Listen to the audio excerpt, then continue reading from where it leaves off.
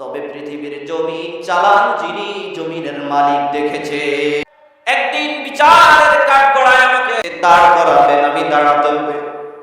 কি বুঝে এবং কোন চক্ষু দেখাবো গো মালিকের কাছে? অন্তরের মধ্যে এই ভয়টা তার এসে গিয়েছে, সাথে সাথে ছুরিটাকে পেছনে ফেলে সে চলে যায়, আল্লাহর কাছে ইস্তিগফার করতে থাকে। আস্তাগফিরুল্লাহাল্লাযী লা ইলাহা ইল্লা হুয়াল হাইয়ুল কাইয়্যুম ওয়া আতুবু ইলাইহি লা হাওলা ওয়ালা কুওয়াতা ইল্লা বিল্লাহিল আলিয়্যিল আযীম। মালিক বলে, এই লোকের মধ্যে আমি মালিকের ভয় আছে, এই লোকের মধ্যে আমি মালিকের ভয় এমন ভাবে আছে। তোমরা জেনে রাখো, এই বান্দাকে মাফ করে দিলাম এবং পৃথিবীর জমিনের মধ্যে এই ব্যক্তিটাই সবচেয়ে বেশি সম্মানিত। সুবহানাল্লাহ। ইন্না আকরামাকুম ইনদাল্লাহি আতকাকুম, নিশ্চয় সেই ব্যক্তি মালিকের কাছে সর্বাধিক সম্মানিত যে মালিকের কাছে সবচেয়ে বেশি ফরজগার।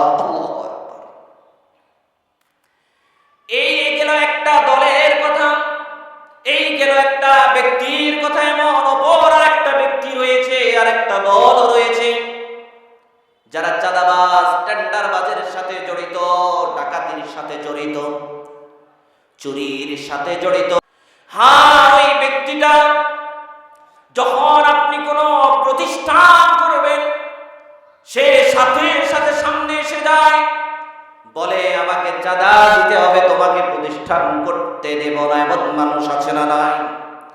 পৃথিবীর জমিনের মধ্যে রাতের বেলা আপনি ব্যবসায়িক মালগুলো বিক্রি করেন, টাকাগুলো গোছানো হয়েছে এবং এই টাকাগুলো নিয়ে আপনি বাড়ির দিকে ফিরে যাবেন। স্ত্রী পরিবার আপনার জন্য অপেক্ষা করছে, স্বামী আমার রাতের বেলায় আসবে, তার সাথে বসে দুমুঠো ভাত খাবো একসাথে, তারপর ঘুমায়া যাব। ওই ব্যক্তিকে পিছন থেকে ছুরিকাঘাত করে তার থেকে চিন্তায় করে সমস্ত টাকা পয়সাগুলো নিয়ে যায়। এমন মানুষও আছে না নাই?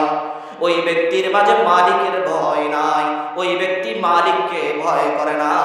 ইন্না আকরামাকুম ইনদাল্লাহি আতকাকুম, মালিক বলে যার মধ্যে আমি মালিকের ভয় নাই, ফরজগার নয়, সে আমার কাছে সম্মানিত নয়। আল্লাহু আকবার।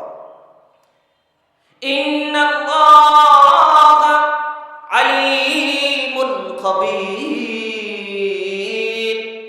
সূরাতুল হুজুরাতের 13 নম্বর আয়াতের মধ্যে শেষ অংশে মালিক বলেন, ইন্নাল্লাহা আলীমুন খবীর, নিশ্চয় আল্লাহ সর্বজ্ঞ, সব কিছু সম্পর্কে অবগত।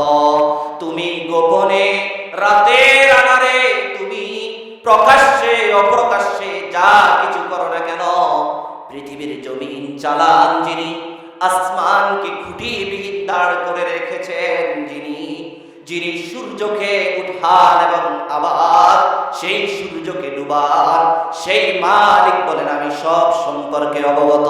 আল্লাহু আকবার। তিনি সবকিছু জানেন।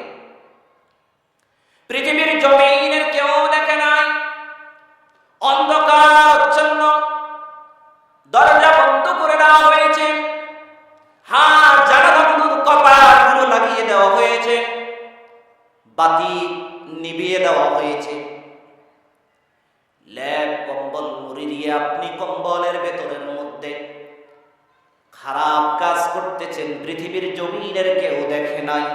যেই মালিককে আমরা মানি, সেই মালিক সৃষ্টিকর্তা এমত অবস্থায় আমাদের জন্য দরজার নিচ দিয়ে, জানালার ফাঁক ফোকর দিয়ে অক্সিজেন সরবরাহ করে। বলুন ঠিক কিনা? সেই মালিক কিন্তু দেখতে